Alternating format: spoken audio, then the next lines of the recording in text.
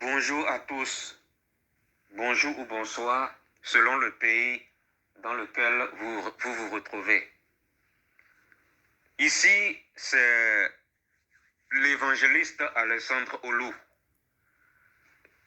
J'adresse cet audio à toutes les personnes qui se disent serviteurs de Dieu et qui vendent la grâce de Dieu aux enfants de Dieu. Nous allons aller dans un passage.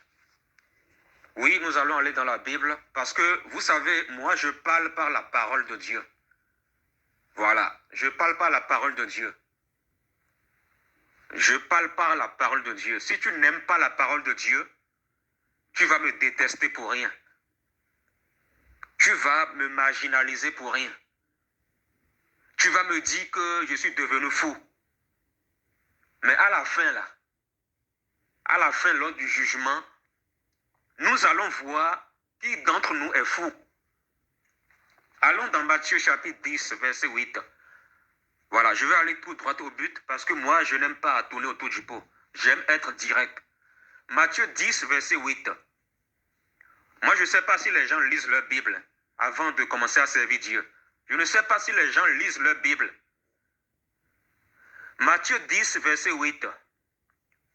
Ici, c'est lorsque Jésus-Christ envoyait ses serviteurs en mission pour aller servir Dieu. Et Jésus ici les a donné un commandement clair à ne pas négocier. Matthieu 10, 8, je lis. Guérissez les malades, ressuscitez les morts, purifiez les lépreux, chassez les démons. Vous avez reçu gratuitement, donnez gratuitement. Vous avez reçu gratuitement, donnez gratuitement. Moi, je ne sais pas si certaines personnes comprennent français. Ou c'est peut-être moi qui dois aller à l'école pour apprendre le français. Je relis encore. Jésus donne un commandement ici. Quand Dieu donne un commandement, on ne négocie pas. Quand Dieu donne un commandement, le Saint-Esprit ne peut jamais te dire quelque chose qui va contredire ce qu'il a dit dans sa parole. Alors, il faut arrêter d'inventer des évangiles qui n'existent pas dans la Bible. Jésus dit, vous avez reçu gratuitement, donnez gratuitement. Donc, on ne vend pas la grâce de Dieu. On ne vend pas la grâce de Dieu. Vérifiez dans la Bible, Jésus et tous ses disciples n'ont jamais demandé de l'argent à quelqu'un avant de prier pour lui. Jésus et ses disciples n'ont jamais demandé une offrande prophétique avant de prier pour lui. Ils n'ont jamais demandé une offrande prophétique à quelqu'un avant de prier pour lui. Donc, arrêtez, s'il vous plaît, d'inventer des doctrines, des évangiles qui n'existent pas. Il faut arrêter ça.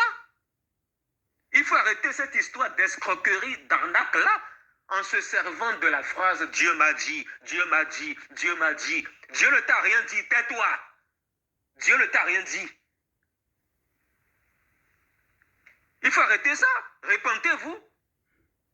Comment peut-on oser vendre la grâce de Dieu? Un enfant de Dieu qui est en difficulté vient vers toi. Et cet enfant de Dieu te demande la prière par rapport à une situation qu'il vit. Et toi, tu lui demandes de l'argent. Et tu tournes les choses, soi-disant qu'il faut sceller telle prophétie, sceller, voilà, je ne sais pas, la offrande prophétique, soi-disant. Tu attires la colère de Dieu sur ta vie en te comportant comme ça là. Parce que Jésus et ses disciples n'ont jamais fait ça. Jésus et ses disciples n'ont jamais demandé de l'argent à quelqu'un avant de prier pour lui. Ils ont prié pour les gens gratuitement et ils ont vécu, les gens ont vécu le miracle gratuitement. Si Dieu veut te bénir, il va te bénir. Mais s'il ne veut pas te bénir, il ne va pas te bénir. La grâce de Dieu ne se vend pas. Ça ne se vend pas. Arrêtez d'inventer des évangiles. Trop, c'est trop. Il faut arrêter. Trop, c'est trop. Il faut arrêter. Ça veut dire quoi, ça? Il faut arrêter le banditisme spirituel. Jésus-Christ, dans Jean chapitre 2, verset 13, il est entré dans un temple. Quand il est entré dans le temple de Jérusalem, là, qu'est-ce qu'il a fait? Il a dénoncé les commerçants et les acheteurs du temple. Il les a chassés du temple. Et il a dit, vous avez transformé la maison de mon Père en une maison de commerce. Si Dieu t'a réellement envoyé pour le servir, tu ne vas jamais demander de l'argent à quelqu'un avant de prier pour lui.